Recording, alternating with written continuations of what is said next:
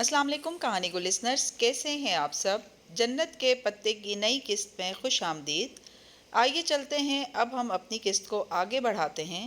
वो एकदम उठकर बैठ गई, सांस रोके बिना पलक झपके वो यकटुक उसे देखने लगी। फिर अचानक बहुत से आंसू टप टप उसकी आंखों से गिरने लगे। जहान, आई एम सो सॉरी, वो भीगी आवाज़ में कहती इसी तरह उसे देख रही थी, कहीं पलक झपकने पे मंजर गायब ना हो जाए। मैंने वो सब जानबूझकर नहीं, मैं बस गुस्से में, मेरी बात सुनो, इसी धीमे लहजे में कहते हाथ उठाकर उसने हया को चुप रहने का कहा। तुम्हारी सारी बातें ठीक थीं, तुमने सही कहा था, मैं वाकई बहुत दफ़ा गलत चीज़ें कर जाता हूँ। नहीं, मेरा वो मतलब नहीं था, मैं तो, उसने एहतजाजन कुछ कहने की सही की, मगर वो सुन नहीं रहा था। मैं जानता हूँ कि मैं कोई हर वक्त हंसने मुस्कुराने वाला आदमी नहीं हूँ। मैं पहले भी बहुत दफ़ा कह चुका हूँ कि मैं एक प्रैक्टिकल आदमी हूँ, एक्सप्रेसिव नहीं हूँ। मुझे दूसरों के दिल नहीं रखने आते, मैं लोगों पे जल्दी यकीन नहीं करता, शक करता रहता हूँ, और मेरी जॉब ने मुझे बेहिस बना दिया। मैं अब बहुत प्राइवेट पर्सन बन गया हूँ। या शायद हमेशा से ही ऐसा था।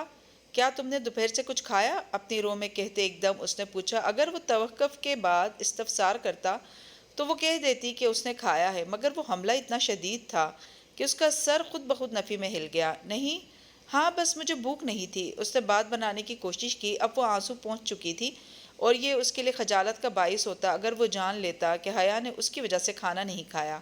मगर वो जान चुका था, नहीं, तुमने कुछ नहीं खाया, मुझे पता है कि लोगों से जवाब कैसे उगलवाए जाते हैं। वो मेज़ के किनारे से उठा और दूसरे कोने में रखी अंगीठी की तरफ गया। वहाँ एक छोटी सी मेज़ पे बहारे के पॉपकॉर्न के 2 पैकेट पड़े थे और ऊपर हल्ट इन micro हल्ट in built in microwave oven नस्ब था। कैसे उगलवाए जाते हैं उसकी पुष्ट को देखते हुए वो वहीं से बोली। अब माइक्रोवेव ओवन का ढक्कन खोले खड़ा पॉपकॉर्न का एक पतला सा पैकेट अंदर रख रहा था, जिसमें मकई के दाने थे। टाइम सेट करके उसने ओवन का ढक्कन बंद किया और उसे स्टार्ट किया और वापस उस तक आ गया। अगर तुम किसी से सच उगलवाना चाहती हो, फ़र्ज़ करो अपने अब्बा से, तो इनसे सवाल तब पूछा करो जब वो ड्राइव कर रहे हों। ड्राइव करते हुए अमूमन लोग सच बोलते हैं, और मुझे कैसे पता चलेगा कि कौन सच बोल रहा है और कौन झूठ। वो बस बात को तूल देना चाहती थी ताकि जहान पिछली बात भूल जाए और वो अपने अल्फाज दोहराए जाने की शर्मिंदगी से बच गए। झूठ बोलने वाले के चेहरे पे 10 अदद वाज़ेह निशानियां आ जाती हैं। इस वक्त जब वो झूठ बोल रहा होता है, ओवन जूं की आवाज़ से चल रहा था। मकई के दाने वक्फे वक्फे से चटक रहे थे। एक तो हो गई नज़रें चुराना, बाकी 9 कौन सी हैं। वो अब सोफ़े पे पाँव नीचे करके दुपट्टा ठीक से शानों पे दुरुस्त करके ज़रा तमीज़ से बैठ गई थी। खुले बाल चेहरे के दाएं जानिब डाल दिए थे। जामनी प्लेन लंबी कमीज, जैतून रंग के दुपट्टे और चूड़ीदार की हमराही में भी उसके चेहरे को बशाशत नहीं दे सकी थी।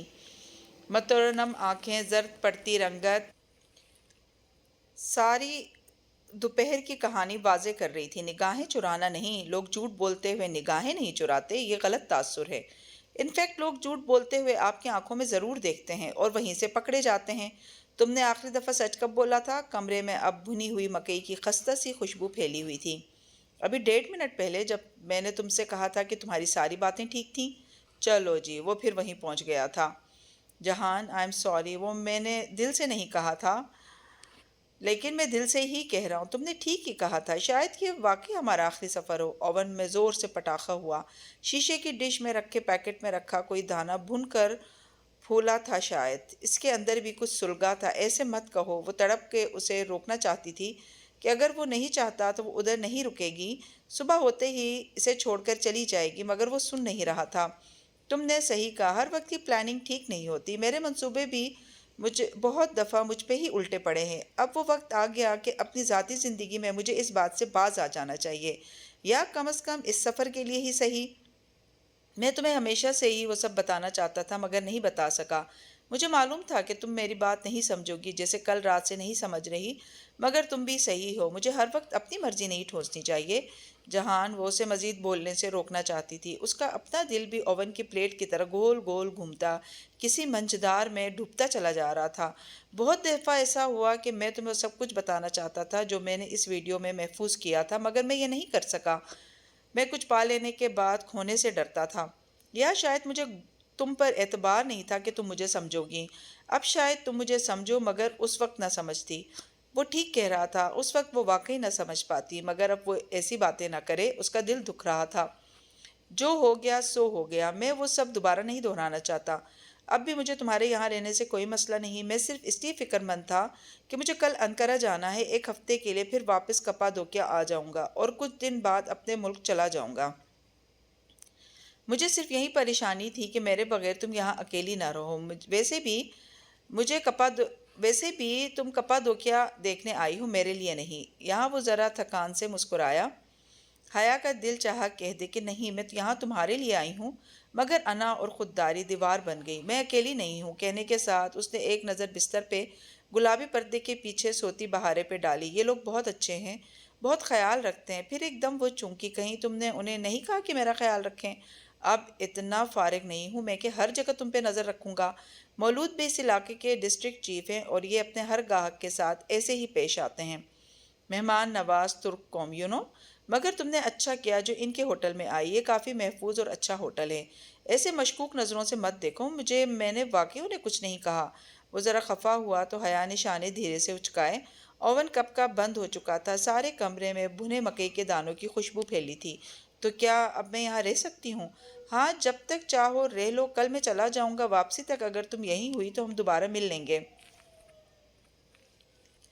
انقرہ کیوں جانا ہے؟ اس نے فطری طور پہ ذہن میں آنے والا سوال پوچھا تھا، مگر جہان چند لمحے بہت خاموش نظروں سے اسے دیکھتا رہا۔ ایک کام ہے۔ کیسا کام؟ اس کے انداز میں کچھ تھا کہ وہ پوچھے بنا نہ رہ سکی۔ ایک کام ادھورا چھوڑ آیا تھا جب ابا کی ڈیتھ ہوئی تھی، تب میں اسی لیے جرمنی میں تھا۔ اب میرے پاس چند دن ہے، سوچا اس کو مکمل کر لوں۔ بات ختم کر کے وہ کچھ دیر اسے دیکھتا رہا، جیسے وہ اس کے استفسار کا منتظر تھا، جیسے اگر وہ پوچھے تب بھی وہ نہیں بتائے گا، پھر بھی وہ چاہتا تھا کہ وہ پوچھے۔ حیا نے چند لمحے سوچا، پھر اس بات میں سر ہلا دیا۔ اوکے، بات ختم۔ اس نے اس موضوع کا نہ کلیدنے کا فیصلہ کیا تھا، مگر اب ایسے مت کہنا کہ یہ ہمارا آخری سفر ہو سکتا ہے۔ غلط نہیں کہہ رہا، میں ترکی دوبارہ نہیں آ سکوں گا۔ ترکی کے لیے اپنا اکارہ ہو چکا ہوں، سو اس ملک میں ہو سکتا ہے یہ آخری۔ کہہ رہی ہوں نا کہ ایسے مت کہو۔ وہ صوفے پہ اپنے دونوں اطراف ہتھیلیاں رکھ کر اٹھنے لگی تو جہان نے رکنے کا اشارہ کیا۔ 1 منٹ، میری بات ابھی ختم نہیں ہوئی۔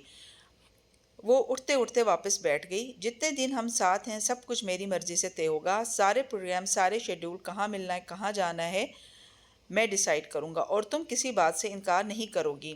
حیا نے اس بات میں سر ہلا دیا۔ اس کا اجازت دینا ہی بہت تھا، اب کیا بحث کرتی۔ کیا تم پاپ کارن کھاؤ گے؟ وہ اٹھ کھڑی ہوئی۔ جہان نے نفی میں سر ہلاتے ہوئے ہولے سے ہاتھ کو کنپٹی سے مسلا۔ شاید اس کے سر میں درد تھا۔ میں بس چلوں گا۔ وہ اٹھا، دیوار میں لٹکے سوئچ بورڈ پہ لائٹ کا نوب گھمایا، جیسے ہمارے ہاں پنکھے کے نوب ہوتے ہیں۔ کمرے میں جلتا واحد زیرو بلب مدھم ہوتا گیا۔ پھر اس نے کھڑکی کا پردہ ذرا سے سرکا کر باہر دیکھا۔ حیا نے اوون کا ڈھکن کھولا اور گرم گرم پھولا ہوا پاپ کارن کا پیکٹ نکالا۔ جہان تب تک کھڑکی کے سامنے سے ہٹ کر دوبارہ سے بتی تیز کر چکا تھا۔ اگر ڈی جے ہوتی تو کہتی ایسی بتیاں ہماری یونیورسٹی میں بھی پائی جاتی ہیں، لیکن اگر وہ ہوتی تو پھر مسئلہ ہی کیا تھا۔ آشیانہ کے نئے مہمان آ گئے ہیں، غالباً باہر رش ہے، اس کے چھٹنے تک انتظار کرنا ہوگا۔ وہ صوفے پہ اسی جگہ بیٹھتے ہوئے بولا جہاں ابھی وہ بیٹھی تھی۔ تم تھکے ہوئے لگ رہے ہو، چاہو تو لیٹ جاؤ، میں آتی ہوں۔ اسے وہیں چھوڑ کر وہ ڈریسنگ روم میں آئی تاکہ وہاں سنگار میز پہ رکھا شیشے کا بڑا پیالہ اٹھا لے۔ اس جگہ پہ فرش پہ ابھی تک افشاں کے ذرات دکھائی دیتے تھے، حالانکہ پنار نے صاف بھی کیا تھا۔ پیالہ اٹھاتے ہوئے اس نے آئینے میں خود کو ایک نظر دیکھا تو جھٹکا سا لگا۔ سرخ مترنم آنکھیں، زرد پڑتا چہرہ۔ اللہ اللہ، وہ اتنی دیر سے ایسی لگ رہی تھی۔ وہ بھی کیا کہتا ہوگا کہ اس کے غم میں رو رہی ہے۔ پیالہ چھوڑ کر وہ باتھ روم میں گئی، سنک کے اوپر جھک کر منہ پہ پانی کے چھینٹے مارے، پھر تولیے پہ چہرہ تھپ تھپایا، بال برش کی اور ذرا خود کو کمپوز کرتی باہر آئی۔ جہان اسی طرح سر ہاتھوں میں دیے بیٹھا تھا۔ جہان، اس نے محتاط انداز میں پکارا۔ جہان نے اسی پل سر جھکائے ہاتھ کی پشت سے ہونٹوں کے اوپر چھوا۔ خون کے قطرے۔ وہ کھڑی کی کھڑی رہ گئی۔ جہان، تمہارے ناک سے خون آ رہا ہے۔ وہ بنا کچھ کہے تیزی سے اٹھا اور باتھ روم کی طرف لپکا۔ حیا تیزی سے پیچھے آئی اور کھلے دروازے سے دیکھا۔ ٹونٹی فل کھولے وہ سنک پہ جھکا ناک اور چہرے پہ پانی ڈال رہا تھا۔ وہاں کھڑے ہونا اسے مناسب نہ لگا تو وہ واپس صوفے پہ آ کر بیٹھ گئی۔ پتہ نہیں اسے کیا ہوا تھا، ایسے اچانک۔ چند منٹ گزرے کہ وہ تولیے سے گیلا چہرہ خشک کرتا باہر آیا۔ کیا ہوا تھا؟ وہ فکر مندی سے اسے دیکھنے لگی۔ وہ جواب دیے بنا اس سے تھوڑا فاصلے پہ صوفے پہ بیٹھا اور تولیہ اس ہاتھ پہ ڈال دیا۔ نکسیر کیوں پھوٹی؟ اتنی گرمی تو نہیں ہے؟ کیا پہلے بھی کبھی ایسا ہوا ہے؟ کتنے سوال کرتی ہو؟ وہ جیسے اکتا گیا۔ جتنے بھی کروں مجھے حق ہے اس کا، اب بتاؤ کیا ہوا تھا؟ جہان نے نکاہت بھری نظروں سے اسے دیکھا اور پھر چند لمحے یوں ہی دیکھتا رہا، ایسے ہی ابھی وہ انقرہ کے کام کے متعلق بات کرتے ہوئے دیکھ رہا تھا۔ اردو میں بات کرتے ہیں حیا، وہ جاگ رہی ہے۔ حیا نے چونک کے جیسے بہارے کی طرف گردن موڑ کر دیکھنی چاہی تو وہ جیسے بگڑ کر بولا، ہاں اب تم اسے دیکھنے لگو تاکہ اسے پتہ لگ جائے کہ ہم اس کے بارے میں بات کر رہے ہیں۔ سوری، اس کی گردن خفیف سی آدھے رستے سے پلٹ آئی۔ مگر تمہیں کیسے پتا کہ وہ جھاگ رہی ہے؟ اس کے پاؤں کا انگوٹھا تناؤ کی پوزیشن میں ہے، پیشانی پہ پڑے بل اور پلکوں کی لرزش۔ مجھے پتا ہے وہ نہیں سو رہی، مجھے دیکھتے ہی سوتی بن گئی تھی، اسے ڈر ہے کہ میں اسے ڈانٹوں گا۔ یہ آدمی بھی نہ کبھی کسی کو انسانوں کی نظر سے نہیں دیکھے گا۔ اچھا اب بتاؤ تمہیں کیا ہوا تھا؟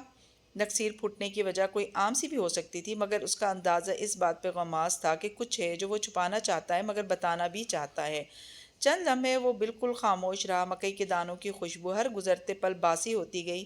پھر اس نے دھیرے سے کہنا شروع کیا، انقرہ میں میری سرجری ہے، کھوپڑی کو کھول کر کی جانے والی سرجری۔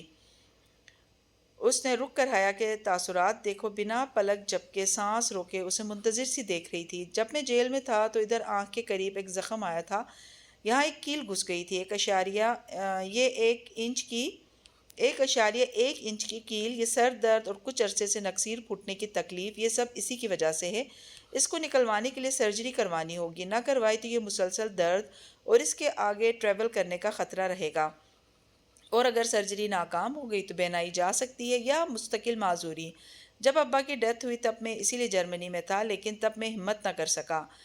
اچھا، جہان کی توقع کے برعکس حیا نے سمجھ کر اس بات میں سر ہلایا، کوئی شدید تاثر دیے بغیر وہ بولی، پہلے جرمنی سے کروانے گئے تھے، اب انقرہ سے کیوں؟ ان دنوں میرا ترکی سے باہر رہنا ضروری تھا، جبکہ مجھے ابھی کچھ دن لگ جائیں گے، میں اس وقت کو ضائع نہیں کرنا چاہتا۔ وہ بس خاموشی سے اسے دیکھے گئی۔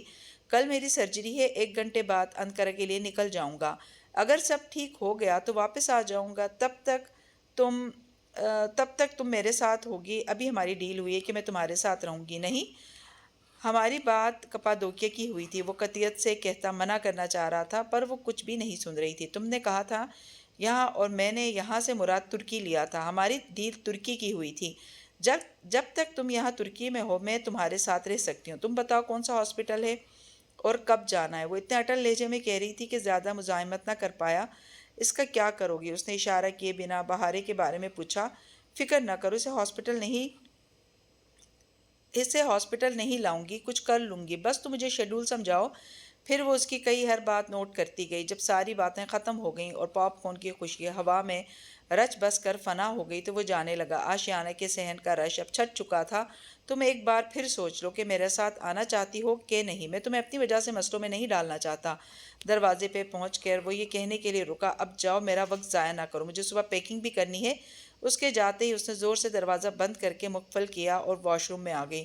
دونوں ہاتھ بیسن کی سائڈوں پہ رکھے چہرہ جھکائے اس نے چند گہرے گہرے سانس لیے اور خود کو سنبھالنا چاہا۔ اتنی دیر سے جہان کے سامنے جو آنسو ضبط سے روکے رکھے تھے وہ تیزی سے ابل پڑے۔ وہ ایک دم دبی دبی سسکاریوں سے رونے لگی۔ 5 سال سے وہ اس بیماری میں مبتلا تھا اور اس نے کسی کو بھی نہیں بتایا۔ وہ کیوں ہر شے ہر دکھ اپنے اندر رکھتا تھا؟ کیوں باقی سب کی طرح غموں کا اشتہار لگا کر ہمدردیاں نہیں سمیٹتا تھا؟ کتنی دفعہ سائمت آئی، تایا فرقان، حتیٰ کہ ابا نے بھی جتایا تھا کہ وہ اپنے باپ کے جنازے پہ شامل نہیں ہوا تھا۔ وہ آگے سے چپ رہا، یہ تک نہ بتایا کہ وہ اس وقت آپریشن ٹیبل پہ تھا۔ کیوں تھا وہ ایسا کہ محبت لینے کی کوشش نہیں کرتا تھا اور پھر بھی اس سے محبت ہو جاتی؟ اس کی آنکھوں سے گرتے آنسو سنک کے دہانے سے لڑک کر جالی کے بھنور تک پھسل رہے تھے۔ وہاں ایک کونے میں خون کا ننھا سا قطرہ ابھی تک لگا ہوا تھا۔ جہان نے سارا سنک صاف کر دیا تھا پر یہ پھر بھی لگا رہ گیا تھا۔ اس نے انگلی کے پور پہ وہ قطرہ اٹھایا اور ڈبڈبائی آنکھوں سے اسے دیکھا۔ کیا اس کے ملک کے نوجوانوں کا خون اتنا ارزاں تھا کہ یوں ہی بہتا رہے اور کسی کو فرق بھی نہ پڑے؟ زندگی بھی بعض دفعہ ہم سے ہماری بساط سے بڑھ کر قربانی مانگ لیتی ہے۔ کچھ دیر بعد وہ منہ ہاتھ دھو کر باہر آئی تو وہ صوفہ جہاں کچھ دیر قبل چاندی کے مجسموں کا بسیرا تھا اب ادھر اس کی چھوٹی بلی بیٹھی پاپ کارن کے پیالے سے ایک ایک دانہ اٹھا کر منہ میں ڈال رہی تھی۔ اسے آتا دیکھ کر معصومیت سے مسکرائی۔ کھاؤ گی؟ ساتھ ہی پیالہ بڑھایا۔ نو تھینکس۔ اس کی بھوک مر گئی تھی اور بھی بہت کچھ مر سا گیا تھا۔ وہ اپنا بیگ الماری سے نکالنے لگی۔ عبدالرحمن سے تم پہلے بھی ملی تھی نا، اور تم نے مجھے نہیں بتایا؟ کیا اس نے میرے بارے میں کچھ کہا؟ بہارے، ہم انقرہ جا رہے ہیں۔ پاپ کارن ٹونکتا اس کا ہاتھ رک گیا۔ پوری آنکھوں میں شدید تہیت دھر آیا۔ کیوں؟ بس ایک کام ہے مجھے، کچھ پیپر ورک کا مسئلہ ہے، 2-4 دن میں واپس آ جائیں گے۔ اس کی تشویح اور سمجھ کے مطابق جواب دیتی وہ اپنا سامان سمیٹنے لگی۔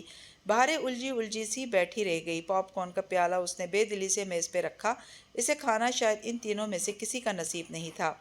انقرہ اتنا ہی خوبصورت اور صاف ستھرا سا شہر تھا جتنا کہ استنبول، مگر اس نے نہ وہ شہر دیکھا گیا نہ ہی کچھ اور۔ آس پاس کیا ہو رہا ہے اسے کچھ خبر نہیں تھی۔ اس کا دل، دماغ اور ساری توجہ بس ایک نقطے پہ تھی، آج جہان کا آپریشن ہے۔ اس نے جہان کے ہاسپٹل سے 2 بلاک چھوڑ کر ایک ہوٹل میں کمرہ لیا تھا۔ بہارے کو البتہ وہ ہاسپٹل کے اندر لے کے نہیں جا سکتی تھی اور اسے ہوٹل میں تنہا چھوڑنے کو دل نہیں مانا تھا۔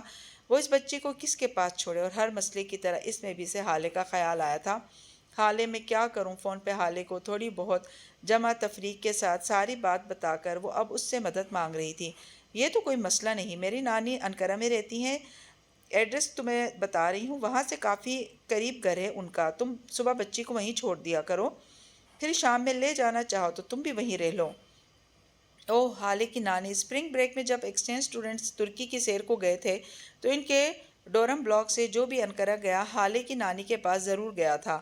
مگر تم نے واقعی اس کو اغوا تو نہیں کیا نا؟ وہ ہنستے ہنستے پوچھنے لگی۔ پھر اچانک جیسے اسے یاد آیا، وہ ہوٹل گرینڈ کے والا لڑکا 2 دفعہ آیا تھا، میں نے بتایا تم نہیں ہو، مگر وہ مصر تھا۔ اور ایک منٹ، تم تو ازمیر میں تھی پھر انقرہ؟ اوہ ہاں، وہ میں آج ہی ادھر آئی ہوں، مگر اسے مت بتانا۔ اور یہ بات تو ابھی تک اس نے جہان کو بھی نہیں بتائی، شاید اس لیے کہ اس سے بڑے مسائل اس کے سامنے تھے۔ حالے کی نانی صبیحہ نور اتنی ہی مشفق، ملنسار اور مہمان نواز خاتون تھیں جتنی کہ ترک عوام ہو سکتے تھے۔ اور ایک وہ لوگ تھے، اسلام آباد میں ان کی یونیورسٹی میں کتنی ہی غیر ملکی اور بالخصوص ترک لڑکیاں پڑھنے آئی ہوئی تھیں، مجال ہے جو وہ کبھی کسی کو اپنا شہر گھمانے لے گئی ہو۔ پتہ نہیں کیوں مگر ہم پاکستانی اسٹوڈنٹس کے پاس ایسے کاموں کے لیے وقت ہی نہیں ہوتا۔ سب سے اچھی بات یہ ہوئی کہ صبیحہ آنٹی نے بتایا کہ مسز عبداللہ، مہر اور عروہ کل ان کے پاس رہنے آ رہی تھیں۔ ڈی جے اور اس کی ہوسٹ فیملی۔ پہلا کھانا پلاؤ مسور کی دال کا چوربا۔ بعض لوگوں کا نام بھی کتاب کے سرورق کی طرح ہوتا ہے، سنتے ہی یادوں کا ایک ایک بے کراں سمندر ہر سو امڑ آتا ہے۔ صبیحہ آنٹی کو اپنا مسئلہ سمجھا کر کہ ایک دوست کے لیے اسے اسپیشل جانا ہے، بہارے ادھر نہیں رہ سکتی، اس نے بہارے کو علیحدہ لے جا کر چند ایک ہدایات مزید کیں۔ تم اچھی لڑکی بن کر رہو گی نا؟ بہارے نے اس بات میں سر ہلا دیا، البتہ وہ خوش نہیں لگ رہی تھی۔ تم مجھے روز چھوڑ کر چلی جایا کرو گی کیا؟ سب مجھے ایسے ہی چھوڑ کر چلے جایا کرتے ہیں، کوئی مجھ سے پیار نہیں کرتا۔ اس کا پہلے سے دکھی دل مزید دکھ گیا۔ ایک دم سے اسے اس پھول سی بچی پہ بے پناہ ترس آیا۔ پاشا بے کے اعمال نے اس کی فیملی کو کسی فٹ بال کی طرح بنا دیا تھا۔ عائشہ اپنی بہن کے لیے پریشان تھی، مگر وہ کچھ بھی نہیں کر سکتی تھی۔ میں شام میں آ جاؤں گی اور تمہیں 1-2 دن بھی لا دوں گی، تمہیں ایک فون بھی لا دوں گی، اس سے تم جب چاہو مجھ سے اور عائشہ سے بات کر لینا، ٹھیک ہے چھوٹی بلی؟ مسکرا دی۔ اسے ایک یک گونا اطمینان کا احساس ہوا۔ صبیحہ آنٹی کے گھر سے وہ ہسپتال آ گئی، ایک پرائیویٹ نیرو سینٹر تھا اور وہ ایڈمٹ ہو چکا تھا۔ اس نے لباس بھی تبدیل کر لیا تھا اور سرجری کا منتظر تھا۔ ابھی اسے او ٹی میں لے کر جانے میں ذرا وقت تھا، سو آپریشن سے قبل وہ اسے دیکھنے آئی تھی۔ وہ خاموش تھا، چہرہ بے تاثر، مگر زرد او ٹی لباس میں تو وہ اور بھی زیادہ پجمردہ لگ رہا تھا۔ کیسے ہو؟ اس کے پاس کھڑی وہ بس اتنا ہی پوچھ سکی۔ جہان نے نگاہ اٹھا کر اسے دیکھا، وہ بیڈ کے کنارے پہ بیٹھا تھا۔ ٹھیک ہوں۔ چند لمحے خاموشی کی نظر ہوئے، پھر وہ بولی، تم نے آخری دفعہ سچ کب بولا تھا؟ ابھی 1 منٹ قبل، جب میں نے کہا کہ میں ٹھیک ہوں۔ اس کی باتیں بھی اس کی طرح ہوتی تھیں، پہیلی اور پہیلی۔ میرا بیگ رکھ لو، اس میں میرا فون بھی ہے۔ اس نے اپنا چمڑے سے بنا دستی بیگ سائڈ ٹیبل سے اٹھا کر حیا کی طرف بڑھایا، جسے حیا نے تھام لیا۔ اگر مجھے کچھ ہو جائے تو میرا فون کھولنا، ویسے تو وہ فنگر پرنٹ سے کھلتا ہے، مگر تمہارے لیے میں نے تمہاری ڈیٹ آف برتھ متبادل پاسورڈ کے طور پہ لگا دی ہے، پورے 8 ہندسے، اوکے؟ تم فون بک میں پہلے نمبر پہ کال کر کے سب کچھ بتا دینا۔ اس کے ہاتھوں میں پڑا بیگ یک دم بہت بھاری ہو گیا۔ اس کی نوبت نہیں آئے گی، تم ٹھیک ہو جاؤ گے۔ جہان نے جواب نہیں دیا، پھر زیادہ مہلت ملی بھی نہیں، وہ اسے لے گئے اور وہ عملیات خانے، آپریشن تھیٹر کا ترک نام کے باہر ایک کرسی پہ آ بیٹھی۔ وہ کہہ رہا تھا کہ اگر مجھے کچھ ہو جائے، وہ سوچ رہی تھی کہ اگر اسے کچھ ہو جائے تو وہ کیا کرے گی زندگی میں۔ بعض اگر کتنے خوفناک ہوتے ہیں نا، ان کو آدھا سوچ کر بھی دم گھٹنے لگا۔ وہ بس جہان کا بیگ گود میں رکھے اسے کسی واحد سہارے کی طرح مضبوطی سے تھامے کرسی پہ بیٹھی، سامنے شیشے کے बंद दरवाज़ों को देखे गई। वो किसी अजीब सी कैफियत होती है जब दुआ नहीं मांगी जाती। दुआ के लिए उठे हाथों को देखकर उन्हीं हाथों से किए जाने वाले गुनाह याद आ जाते हैं। तब लगता है माफ़ी नहीं मिली, क्या वाकई सारे गुनाह माफ़ हो जाते हैं? हमें क्यों लगता है कि हम गुनाहों से तौबा कर लेंगे और फिर उन्हें भुलाकर सब ठीक हो जाएगा? गुनाह ऐसे पीछा नहीं छोड़ते, उनके आसार हमेशा इन जगहों पे होते हैं। गुनाह तो सारी उम्र पीछा करते हैं। क्या इनसे कोई रिहाई थी? क्या इनकी मलकियत से कोई आज़ादी थी? ऐसा क्यों ना हो सका कि वो आयशे गुल की तरह होती, हमेशा से सच्ची, हमेशा से बाहया और नेक। उसने दुआ के लिए हाथ उठाए और फिर उन्हें वापस गिरा दिया। कुछ समझ नहीं आ रहा था क्या मांगे। ये गिराह कहाँ लगी थी? दुआ कब रूठी थी? शायद डीजे के वक्त। हाँ, तब भी वो ऐसे ही एक अस्पताल के अमलियात खाने के बाहर बैठी थी। वो गिरा अब कैसे खुलेगी? फ़ोन की घंटी बजी तो वो ज़रा चौंकी, फिर मोबाइल देखा। अब्बा कॉलिंग। अस्सलाम वालेकुम अब्बा। उसने फ़ोन कान से लगाया तो अपनी आवाज़ बेहद पस्त और भारी लगी। वालेकुम सलाम, क्या हाल है और किधर हो? फिर वो रस्मी अलैक सलेक हाल अहवाल और तमहीद के बाद पूछने लगे, तुम वापस कब आ रही हो? फ़ोन कान से लगाया। उसने ज़ोर से आंखें खोली। सामने का मंजर धुंधला गया था। अब्बा, मुझे मज़ीद दिन लग जाएंगे। हया अब्बा को जैसे उकताहट हुई। इतने दिन हो चुके हैं, क्या अभी तक तुम्हारा टूर ख़त्म नहीं हुआ? अब तो आपने खुद ही तो कहा था कि लंदन जाने के बजाय तुर्की में जितना चाहे वक्त गुजार लूँ। हाँ ठीक है, मगर तुम्हारी अम्मा रुहेल का वलीमा करना चाहती हैं, सब तुम्हारा इंतज़ार कर रहे हैं। और हाँ, जहान का प्रोग्राम है, क्या वो तुम्हें मिला? हया ने एक नज़र ऑपरेशन थिएटर के बंद शीशे के दरवाज़ों को देखा। जी वो यहीं है, वो भी साथ ही आएगा। उसकी आवाज़ में खुद भी इतनी बेयकीनी थी कि अब्बा ने जैसे दूसरी तरफ इस्तेहज़ाइया सर झटक दिया। मुझे पता है वो तुम्हें नहीं मिला होगा। खैर छोड़ो, तुम जल्द आने की कोशिश करो। वो कितने पुरयकीन थे कि जहान उनकी बेटी से कतई ताल्लुक़ करना चाहते हैं। हालांकि वो थे तो इन दोनों की मंगनी पर, मगर नहीं, लोग अपनी आंखों के बजाय कानों पे यकीन करने को तरजीह दिया करते हैं। अब्बा मैं जल्द नहीं आ सकती, एक दोस्त हॉस्पिटल में दाखिल है, उसकी इंटरक्रेंटल सर्जरी है, मैं उसे यहाँ नहीं छोड़ सकती अब्बा। आंसू बेख्तियार इसकी आंखों से लुढ़क कर नकाब के अंदर जज्ब होने लगे। अब्बा चंद लम्हे बिल्कुल खामोश हो गए। उसका यहाँ उसका कोई नहीं है अब्बा, मैं उसे तनहा नहीं छोड़ सकती। उसने इन 5 माह इस्तांबुल में मेरा बहुत ख्याल रखा है, हर मौके पे उसने मेरा साथ दिया है। अब क्या मैं उसे ऑपरेशन थिएटर में छोड़कर आ जाऊं? ओह आई सी। वो ज़रा धीमे पड़े। क्या वो लड़की हाले नूर, क्या उसका ऑपरेशन है? वो ज़रा चूंकि। आप हाले को कैसे? साथ दूसरे हाथ से भीगी आंखें साफ की। तुम्हें क्या लगता है जब तुम किचन में खड़ी होकर नूर बानो को तुर्की नामा सुना रही होती थी तो सारा घर बर्दाश्त से सुनने के अलावा और क्या कर रहा होता था? ओह अच्छा, हाले का नाम तो वो बहुत लेती थी। अब्बा इससे वाकिफ़ थे, फिर भी इसने तरदीद या तस्दीक नहीं की। झूठ वो बोलना नहीं चाहती थी और सच बोलने का हौसला नहीं था। अब्बा जब तक कुछ स्टेबल ना हो जाए मैं इधर ही रहूंगी। रुहेल को अगर इतनी जल्दी है तो कर ले मेरे बगैर अपना वलीमा। अच्छा ठीक है, फिर जैसे ही वो ठीक हो तुम वापस आ जाना। चंद मजीद नसीहतें करके फ़ोन बंद कर दिया। हया चंद लम्हे फ़ोन को देखती रही, फिर फुप्पो का नंबर मिलाया। हेलो। पुप्पो ने तीसरी बेल पे फ़ोन उठा लिया। उसने कुछ कहना चाहा मगर कह न सकी। हलक में कुछ फंस सा गया था, आंसू बार बार उबल रहे थे। हेलो हया। पुप्पो उसका नंबर पहचानने के बायस उसे पुकार रही थी मगर उसके अल्फाज मर गए थे। वो उन्हें बताना चाहती थी कि उनका बेटा कहाँ है, कैसा है, वो उसके लिए दुआ करे, मगर कुछ कह न सकी। हेलो। उसने कॉल काट दी और फिर फ़ोन बंद कर दिया। जहान ने किसी को भी बताने से मना किया था और वो उसका एतबार तोड़ना नहीं चाहती थी। अजीब बेबसी सी बेबसी थी। सेकंड, मिनट, घंटे, वक्त गुजरता जा रहा था। उसने जहन पे जोर देने की सही की कि जब किसी का ऑपरेशन होना हो तो क्या पढ़ना चाहिए। सायमा ताई कहती थी कि पहले कलमे को 1.25 लाख दफ़ा पढ़ना चाहिए। जब भी कोई बीमार होता या किसी कज़न का एंट्री टेस्ट या एडमिशन का मसला होता, ताई के लाउंज में वही एक माहौल सज जाता। चांदनियाँ बिछाकर खजूर की गुटनियों के ढेर लगा दिए जाते। अस्पताल का वो कॉरिडोर अब सर्द पड़ता जा रहा था। जुलाई की शाम भी ठंडी महसूस हो रही थी। उसने सोचना चाहा कि वो उस वक़्त क्या पढ़े, बग़ैर हिसाब रखे, बग़ैर गिने, तवज्जो और यकसुई से क्या मांगे, मगर वो गिरा खोलने का नाम ही नहीं लेती थी। डीजे के बाद उसने दुआ मांगनी छोड़ दी थी और पर्दे के बाद शिकवा करना छोड़ दिया था, मगर अभी वो शिकवा करना चाहती थी जैसे अय्यूब अलैहिस्सलाम ने किया था। इसने कुर्सी के पुश पे दीवार पे सर टिकाकर आंखें मूंद दी। बस यही एक शिकवा था जिस पे लब मोहरबंद नहीं रहे थे। मैंने अपने दुख और मलाल की शिकायत सिर्फ अल्लाह से करती हूँ।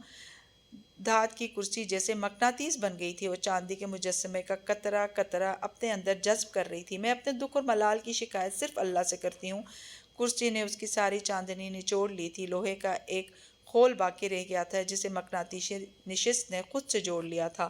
میں اپنے دکھ اور ملال کی شکایت صرف اللہ سے کرتی ہوں۔ اس کے قدموں میں جیسے بیڑیاں ڈال گئی تھیں۔ وہ چاہ کر بھی نہ حرکت کر سکتی تھی نہ سانس لے سکتی تھی۔ ہر طرف جیسے اندھیرا تھا۔ اس ایک شخص کو کھو دینے کا صرف احساس بھی اس تاریک سرنگ کی طرح تھا جس کا کوئی اختتام نہیں تھا۔ اس کی ساری چاندنی اس اندھیرے میں ڈوب گئی تھی۔ میں اپنے دکھ اور ملال کی شکایت صرف اللہ سے کرتی ہوں۔ 5 ساڑھے 5 گھنٹے گزر گئے تھے۔ تبھی شیشے کا وہ دروازہ کھلا۔ اس نے سرجن کو اپنی طرف آتے دیکھا۔ اس کو لوہے کے خول کو کرسی کے مقناطیس نے یوں چپکا رکھا تھا کہ وہ چاہنے کے باوجود اٹھ نہ سکی۔ کیا ہوا ڈاکٹر؟ کیا ہوا ڈاکٹر؟ اس نے خود کو کہتے سنا۔ سرجری پیچیدہ تھی مگر کیل بہت اندر تک نہیں گئی تھی۔ ہم نے اسے نکال لیا ہے۔ ڈاکٹر اسے بتانے لگے۔ اس کی کھوپڑی کا جو حصہ ڈیمیج ہوا تھا اسے ٹائٹینم میش کے ساتھ ریپلیس کر دیا گیا ہے۔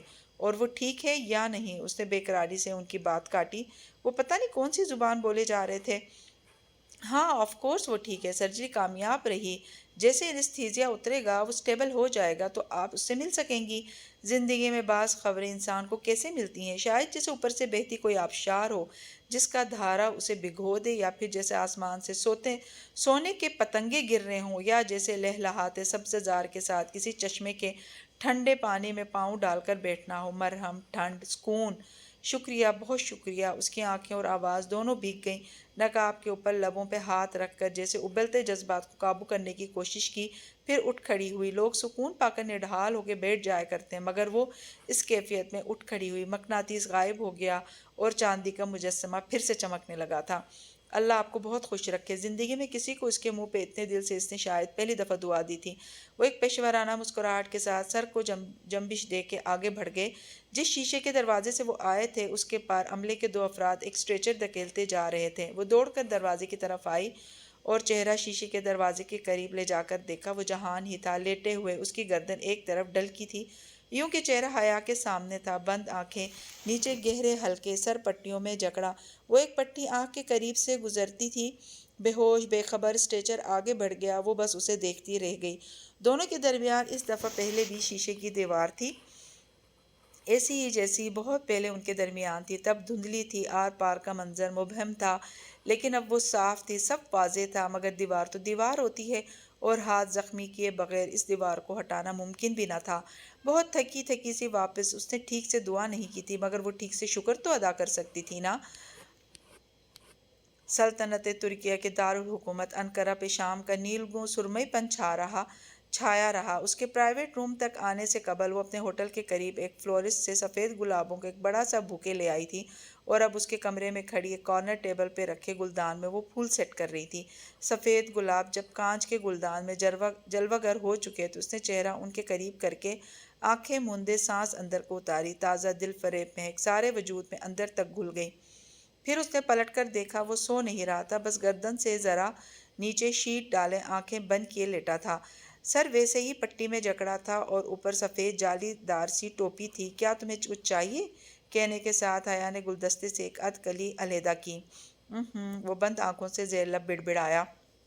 اوکے۔ وہ کلی ہاتھ میں لیے اس لمبے سے کاؤچ پہ آ ٹکی جو بیڈ کی پائنتی کے قریب ہی دیوار کے ساتھ لگا تھا۔ عبایا اس نے نہیں اتارا تھا، بس نقاب نیچے کر لیا تھا۔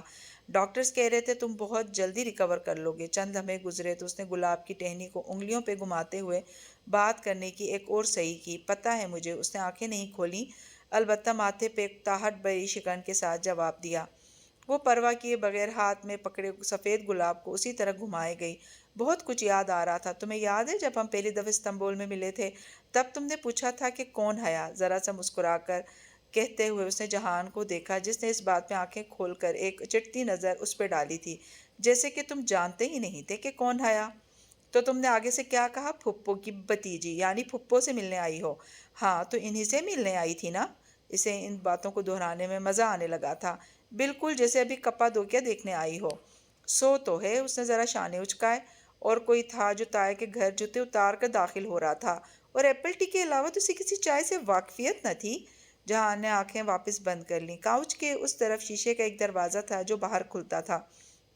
اس کے پار انقرہ کا موسم جیسے بہت کھلا کھلا لگ رہا تھا، یوں جیسے اس دفعہ بہار جولائی میں اتری ہو۔ میرا چولہا ٹھیک کرتے وقت تم میرے الفاظ لوٹا رہے تھے، مگر مجھے کیا پتا تھا کہ کوئی میری میلز بھی پڑھتا ہے۔ اگر تم یہ سب کہہ کر مجھے شرمندہ کرنا چاہتی ہو تو وہ میں نہیں ہوں گا، سو بولتی رہو۔ اور کوئی کہتا تھا کہ وہ بہت غریب آدمی ہے۔ اس نے اصل لیے بنا اپنا مشغلہ جاری رکھا۔ سو تو ہوں، اور جب تمہارے ڈرائیور نے جہان سکندر کا نام لیا تو کیا میں اس کے ساتھ نہ آتی؟ وہ پھول کو ٹہنی سے پکڑے اس کی کلی کو اپنی تھوڑی پہ گھما رہی تھی۔ اس نے صرف نام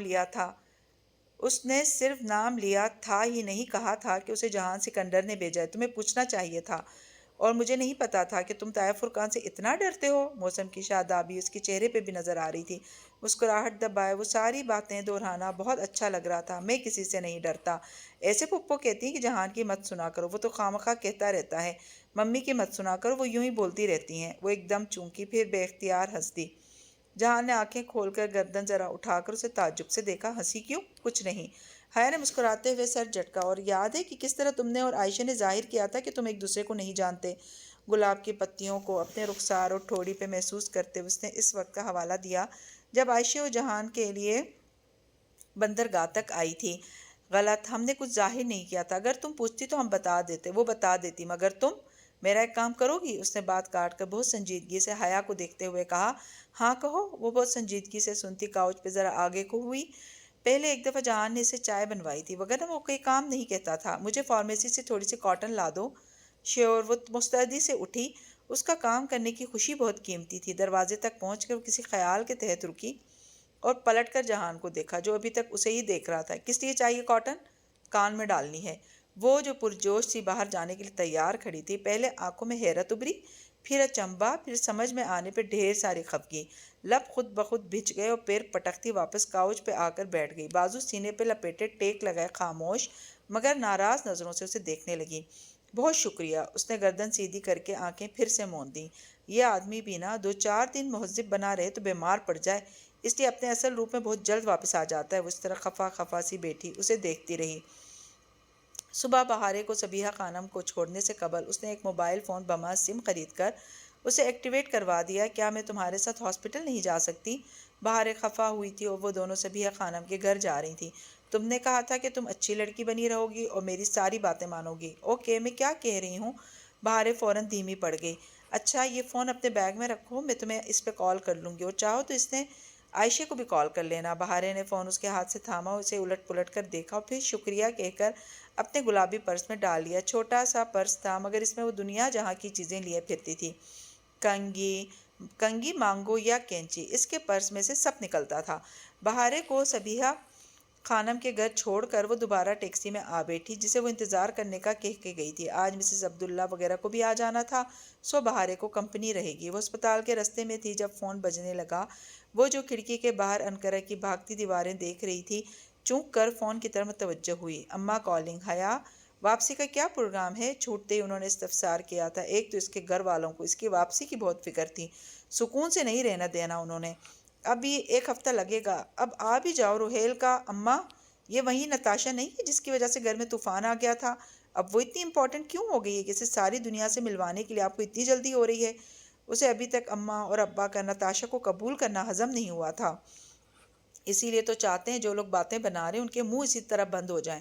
وہ گہرا سانس لے کر رہ گئی۔ پھپھو ٹھیک ہی کہتی تھی، وہ بیٹے ہوتے ہیں جن کے بارے میں باتیں بنانے والوں کے منہ بند کرنے کے لیے جتن کیے جاتے ہیں۔ بیٹیوں کو تو اپنی ساری جنگیں خود ہی لڑنی پڑتی ہیں۔ فون بند کر کے اس نے روہیل کو کال ملائی۔ ٹیکسی ابھی بھی سگنل پہ رکی تھی۔ ہیلو جامعہ حفصہ، کیسی ہو؟ وہ دوسری جانب بہت ہی خوشگوار موڈ میں بولا تھا۔ میری بات سنو اور کان کھول کر سنو، وہ جواب میں اتنے غصے سے بولی کہ ادھیڑ عمر ٹیکسی ڈرائیور نے بے اختیار بیک ویو مرر میں اسے دیکھا۔ کیا ہوا؟ وہ چونکا۔ تمہیں اگر ولیمے کی اتنی جلدی ہو رہی ہے تو کر لو میرے بغیر، بلکہ میری طرف سے آج ہی کر لو، مگر اماں ابا سے کہو مجھے بار بار واپس بلانا چھوڑ دیں۔ اگر تم صبر سے میرا انتظار نہیں کر سکتے تو نہ کرو۔ اچھا کیا ہو گیا یار، ریلیکس، میں تمہارے آنے تک کچھ نہیں کرنے لگا۔ بہت شکریہ، بعد میں بات کرتے ہیں۔ وہ اسے پکارتا رہ گیا مگر اس نے کال کاٹ دی۔ وہ اسپتال سے ذرا فاصلے پہ اتری تھی۔ پوری اسٹریٹ عبور کر کے آگے اسپتال تھا۔ وہ ارادتاً دکانوں کی شیشے کی دیواروں کو دیکھتی آگے بڑھ رہی تھی تاکہ اگر کچھ خریدنا ہو تو یاد آ جائے۔ ابھی وہ اسٹریٹ کے درمیان میں ہی تھی کہ ایک دم سے رکی۔ وہ ایک گفٹ شاپ تھی جس کے پار اسے کچھ دکھا تھا۔ وہ تیزی سے اس شاپ تک آئی اور گلاس ڈور دھکیل کر اندر داخل ہوئی۔ اس دوران اس نے ایک لمحے کے لیے بھی نگاہ اس سے نہیں ہٹائی، مبادا وہ اسے کھو نہ دے۔ اندر دروازے کی دائیں جانب ہی وہ چھت پہ نصب ایک ہک سے لٹکا ہوا تھا ایک بہت خوبصورت ساؤنڈ چائم۔ وہ گردن پوری اٹھائے ساؤنڈ چائم کے اطراف میں گھوم کر اسے دیکھنے لگی۔ وہ 1 فٹ لمبا تھا، اوپر ایک سلور گول پلیٹ تھی جس سے لڑیاں نکل رہی تھیں۔ 5 لڑیاں دراصل لکڑی کی ڈنڈیاں تھیں جن کو سلور پالش کیا گیا تھا، باقی 5 لڑیاں کرسٹل کی تھیں جیسے ایک دھاگے میں پنکھڑیاں پرو دی ہوں، گلاب کی پنکھڑیاں، چاندی کسی چمکتی کرسٹل کی روز پیٹل، ہر دو پنکھڑیوں کے بیچ ایک سلور سٹک لٹک رہی تھی۔ اس نے ہاتھ اٹھا کر ہولے سے نازک کانچ کی لڑی کو چھوا، وہ سٹک سے ٹکرائی اور لکڑی اور کانچ کی کوئی عجیب سی دھن بج اٹھی۔ موسیقی کی کسی بھی قسم سے مختلف انوکھی سی آواز تھی۔ اس کے لمس سے لڑیاں جو گول گول دائرے میں گھومنے لگی تھیں اب آہستہ آہستہ ٹھہرنے کے قریب آ رہی تھیں، اور تب ہی اس نے دیکھا اوپر کی سلور پلیٹ پہ انگریزی میں کھدا تھا: Must every house be built upon love? What about loyalty and appreciation? عمر بن خطاب رضی اللہ تعالیٰ عنہ۔ اس نے زیر لب ان الفاظ کو پڑھا۔ اسے وہ واقعہ یاد آ گیا۔ ایک شخص اپنی بیوی کو صرف اس وجہ سے چھوڑنا چاہتا تھا کہ وہ اس سے محبت نہیں کرتا تھا۔ اس کے جواب میں یہ الفاظ سیدنا عمر بن خطاب رضی اللہ تعالیٰ عنہ نے فرمائے تھے کہ کیا ضروری ہے کہ ہر گھر کی بنیاد محبت ہی ہو؟ تو پھر وفاداری اور قدردانی کا کیا؟ مجھے یہ چاہیے۔ اس نے ایک دم جذبات سے مخمور ہو کر بہت زور سے سیلز گرل کو مخاطب کیا، اور پھر احساس ہوا کہ شاپ میں اکیلی ہی ہے، سو اتنا اوور ہونے کی کیا ضرورت ہے؟ مجھے یہ پیک کر دیں۔ سیلز گرل مسکرا کر اس کی طرف آ رہی تھی، اب کہ اس نے ذرا دھیمی آواز میں اپنی بات دہرائی۔ ڈی جے ہوتی تو کہتی ہیں ہم وہی پاکستان کے پینڈو۔ پورے 10 منٹ بعد جب وہ ہسپتال اس کے پرائیویٹ میں داخل ہوئی تو ہاتھ میں پکڑے شاپنگ بیگ میں ونڈ چائم نفاست سے پیک کر کے رکھا تھا۔ السلام علیکم، اس نے عادتاً دروازہ بند کرتے ہوئے سلام کیا، مگر اگلے الفاظ لبوں میں ہی رہ گئے۔ جہان کمرے میں نہیں تھا، اس کا بستر خالی تھا۔ اس نے سب سے پہلے باتھ روم کے دروازے کو دیکھا جو ذرا سا کھلا تھا۔ جہان پرس اور شاپر میز پہ رکھتے اس نے ذرا فکرمندی سے پکارا۔ جواب نہ دارود۔ اس نے باتھ روم کا دروازہ کھٹکھٹایا، پھر دھکیلا۔ بتی بجھی تھی، وہ وہاں بھی نہیں تھا۔ کدھر چلا گیا؟ وہ متعجب سی کاؤچ پہ آ بیٹھی۔ شاید ڈاکٹر ضروری چیک اپ یا ٹیسٹ کے لیے لے کر گئے ہیں، یہ سوچ کر ذرا تسلی ہوئی۔ کچھ دیر وہ یوں ہی بیٹھی رہی، پھر ونڈ چائم پیکنگ سے نکالا اور سنگل دروازے تک آئی جو باہر کھلتا تھا۔ اس کے عین اوپر دیوار پہ ایک پینٹنگ آویزاں تھی۔ حیا نے وہ پینٹنگ اتاری اور میز پہ رکھی اور ونڈ چائم کی رنگ اس کیل میں ڈال دی۔ ونڈ چائم کی چین دروازے کے سر پہ ختم ہوتی تھی اور اس سلور پلیٹ اور لڑیاں لٹکتی تھیں۔ اس نے مسکرا کر پیچھے جا کر اپنے تحفے کو دیکھا جسے وہ صرف جہان کے لیے لائی تھی۔ اچھا لگ رہا تھا، ارتعاش کے باعث ذرا سا حرکت میں گول گول گھومتا۔ دروازہ چونکہ سلائیڈنگ والا تھا سو اس کے کھلنے پہ ونڈ چائم کا اس سے ٹکرانے کا اندیشہ نہ تھا۔ فون کی گھنٹی بجی تو اس نے فون پرس سے نکالا۔ اسلام آباد پنڈی کے لینڈ لائن کا کوڈ تھا۔ اللہ اللہ، آج تو روہیل مجھ سے قتل ہو جائے گا۔ ہیلو، اس نے فون کان سے لگایا اور بہت سے سخت جملے تیار کیے ہی تھے کہ جی میڈم ایم ڈی کیسی ہیں آپ؟ اس لہجے کو وہ کیسے بھول سکتی تھی؟ اس نے کھڑے کھڑے بے اختیار بیڈ کی پائنتی کو تھاما۔ کون بول رہا ہے؟ بظاہر لہجے کو پرسکون بے پرواہ رکھے اس نے سوال کیا۔ اسے کیسے ملا اس کا ترکی کا نمبر؟ وہ کوئی میجر احمد تو نہ تھا؟ آپ ہر دفعہ مجھے پہچان جاتی، اس دفعہ بھی پہچان لیا ہوگا۔ خیر، آپ کی تسلی کے لیے ولید بات کر رہا ہوں۔ آپ ابھی تک گرفتار نہیں ہوئے؟ حیرت ہے، وہ نڈھال سی جہان کے بیڈ کی پائنتی پہ بیٹھی بلیک میرر یہ خیال ہی ساری توانائی نچوڑ گیا تھا۔ حیرت نہ کریں، شکر کریں جب تک میں باہر ہوں۔ آپ کی عزت جس دن میں نے عزت دینے والا آپ کی عزت ہے، جس دن میں نے عزت دینے والا اور چھیننے والا اللہ ہے۔ جب تک وہ میرے ساتھ ہے مجھے آپ کی پرواہ نہیں۔ دبے دبے غصے سے وہ بولی تھی۔ اور آپ کو کیا لگتا ہے آپ کوئی بھی مووی اٹھا کر اس پہ میرا نام لگا کر پیش کر دیں تو کیا آج ساری دنیا یقین کر لے گی؟ انفیکٹ آپ جو کرنا چاہتے ہیں کر لیں، مجھے کوئی پرواہ نہیں۔ میں آپ کو آخری موقع دے رہا ہوں، آپ لوگ میرے خلاف کیس واپس لے لیں، اور جو پٹیاں آپ نے میرے خلاف سلیمان انکل کو پڑھائی ہیں نا، اور جس میں مجھے اور ہیڈ آرکیٹیکٹ کو انوالو کر رہی ہیں، اس معاملے کو بھی یہیں ختم کر دیں ورنہ میں برا پیش آؤں گا۔ وہ ایک ایک لفظ چبا کر کہہ رہا تھا۔ تو ابا نے اس معاملے پہ بھی اس کا آڑے ہاتھوں لینا شروع کر دیا تھا۔ مثلاً کیا کر لیں گے آپ؟ اس نے پھر سے اپنے لہجے کو مضبوط بنانے کی صحیح کی، مگر دل کی لرزش نے زبان کو ذرا سا چھوا تھا۔ الفاظ لڑکھڑا گئے تھے۔ میں کیا نہیں کر سکتا اس ویڈیو کے ساتھ؟ میں جانتا ہوں آپ کتنی خوفزدہ ہیں اس سے، سو میں اس کی سی ڈی بنوا کر اسے آپ کے گھر کے سارے مردوں میں تقسیم کر سکتا ہوں۔ وہ شاید آپ کو کچھ بھی نہ کہیں مگر وہ دل سے آپ کی عزت کبھی نہ کر سکیں گے۔ آپ رسوا ہو کر رہ جائیں گی۔ جہنم میں جاؤ، اس نے پھٹ پڑنے والے انداز میں کہا، فون بند کر دیا۔ تبھی کانچ، سٹیل اور لکڑی کے باہم ٹکرانے کی آواز آئی، فضا میں ایک مدہر سا ارتعاش ہوا۔ وہ تیزی سے پلٹی۔ جہان بالکنی کے دروازے سے اندر داخل ہو رہا تھا۔ اس کا سر شاید ونڈ چائم کو چھوا تھا۔ ایک نظر حیا پہ ڈال کر وہ مڑا، گلاس سائڈ بند کی اور پھر پلٹ کر بیڈ تک آیا۔ تم کہاں تھے؟ اس نے بمشکل خود کو سنبھالا، کہیں اس نے کچھ سنا تو نہیں؟ ایک کال کرنے گیا تھا، سوچا ذرا اوپن ایئر میں کر لوں۔ موبائل بیڈ کی سائڈ ٹیبل پہ رکھتے ہوئے اس نے ایک نظر پھر حیا کو دیکھا، گہری اندر تک اترتی نظر، اور پھر خاموشی سے بستر پہ لیٹنے لگا۔ تمہیں یوں نہیں جانا چاہیے تھا، سسٹر کو پتہ چلا تو برا مانے گی۔ ابھی تم ٹھیک نہیں ہو۔ تم بتاؤ تم ٹھیک ہو؟ وہ اب تکیے کے سہارے لیٹے لیٹے بہت غور سے حیا کا چہرہ دیکھ رہا تھا۔ بس ایک پل لگا اسے فیصلہ کرنے میں۔ وہ بیمار تھا، پھر اس کے دوسرے مسائل بھی تو تھے۔ کیا اب اسے ایک نیا ایشو کھڑا کر کے اس کو مزید بوجھل کرنا چاہیے؟ کیا وہ اتنی خود غرض تھی؟ ہاں میں ٹھیک ہوں، یہ تمہارے لیے لائی تھی۔ اس نے زبردستی مسکرانے کی صحیح کرتے ہوئے ونڈ چائم کی طرف اشارہ کیا جو جہان سے ٹکرانے کے باعث ابھی تک گول گول گھوم رہا تھا۔ شکریہ۔ اس نے کرسٹل کے اس خوبصورت تحفے کو دیکھا تک نہیں، بس اسی طرح حیا کو کھوجتی نگاہوں سے دیکھتا رہا۔ وہ ابھی تک بیڈ کے پائنتی کے ساتھ کھڑی تھی، اضطراری انداز میں انگلیاں مروڑتی، ذرا بے چین اور مضطرب سی۔ کیا گھر سے فون تھا؟ اس نے جیسے بہت سوچ سمجھ کر سوال پوچھا۔ حیا کا دل زور سے دھڑکا۔ اس نے کمرے کے باہر سے کچھ تو لازمی سنا تھا، ایڈیٹ نہ ہو تو۔ نہیں، ولید اغاری تھا۔ اس نے سچ بول دیا۔ وہ ذرا سا چونکا۔ وہیں؟ ابرو اٹھا کر یک لفظی استفسار کیا۔ حیا نے اس بات میں سر ہلا دیا۔ تم نے کہا تھا کہ آفس جایا کرو، سو میں نے آفس جا کر اس کی کچھ بدعنوانیاں پکڑیں اور ابا کو بتا دیا۔ وہ اسی پہ مجھے دھمکانے کے لیے بار بار کالز کر رہا ہے۔ لاپرواہی سے کہتے ہوئے اس نے ذرا سے شانے اچکائے۔ جہان کے چہرے پہ ناگواری ابھری مگر جیسے ضبط کر گیا۔ ابھی یہی کہہ رہا تھا؟ ہاں، مگر میں اس کی زیادہ دیر نہیں سنتی، دو چار سنا کر فون رکھ دیتی ہوں۔ ابھی بھی پی ٹی سی ایل سے کیا تھا تو میں نے اٹھا لیا، ورنہ موبائل کے غیر شناسا نمبر تو اب میں اٹھاتی ہی نہیں ہوں۔ کیا اس نے تمہیں کبھی موبائل سے فون نہیں کیا؟ اب کی بار وہ چونکی۔ کچھ تھا جہان کی آواز میں، کچھ ایسا جسے وہ کوئی نام نہ دے سکی۔ اگر تمہیں مجھ پہ شک ہے تو میرا فون چیک کر لو۔ نہیں، ایسی بات نہیں ہے، میں اس لیے کہہ رہا ہوں کیونکہ میں نے شاید اس کا موبائل نمبر دیکھا تھا تمہارے موبائل میں، لیکن اگر مجھے تم پہ شک ہوتا تو اسی وقت کہتا۔ اس کا موبائل نمبر کدھر؟ اس نے حیرت سے دہراتے ہوئے اپنا موبائل اس کی جانب بڑھایا۔ جہان نے بغیر کسی ہچکچاہٹ کے فون تھاما، چند ایک بٹن دبایا اور پھر اسکرین اس کے سامنے کی۔ وہاں کال لاگ کھلا پڑا تھا۔ پچھلے ہفتے کی کوئی تاریخ تھی۔ کیا؟ وہ ناسمجھی سے اسکرین کو دیکھنے لگی۔ وہاں کوئی غیر شناسا سا نمبر تھا جس پہ کال ٹائم آدھے گھنٹے سے ذرا اوپر کا تھا۔ یہ کس کو؟ وہ تعجب سے بڑبڑاتی ایک دم چونکی۔ یہ تو ارم نے کال کی تھی۔ یہ کس کا نمبر ہے؟ اس نے فون ہاتھ میں لے کر قریب سے لاک کو پڑھا۔ جہان بہت غور سے اس کا چہرہ دیکھ رہا تھا۔ حیا، یہ ولید کا نمبر ہے۔ لمحے بھر کا تو حیا کا تنفس بالکل تھم سا گیا۔ وہ سانس روکے حق تک سی جہان کو دیکھنے لگی۔ تو وہ ولید تھا جس کے ساتھ ارم اور ولید؟ او گاڈ، مگر تمہیں کیسے پتہ یہ ولید کا نمبر ہے؟ جہان سے ایسے سوال پوچھنا بیکار تھا، پھر بھی وہ پوچھ بیٹھی۔ اس نے ذرا سے شانے اچکائے۔ جب سلیمان ماموں ہسپتال میں تھے تو ان کے فون پہ اس کی کال آئی تھی۔ تب میں نے اسکرین پہ آیا اس کا نام اور نمبر دونوں دیکھے تھے۔ مجھے نمبرز کبھی نہیں بھولتے۔ اب تم بتاؤ ارم کا اس معاملے سے کیا تعلق ہے؟ ایک دفعہ پہلے بھی وہ تمہارا فون لے کر گئی تھی، مجھے یاد ہے۔ حیا کا سر چکرا رہا تھا۔ وہ نیم جان قدموں سے چلتی کاؤچ پہ آ بیٹھی۔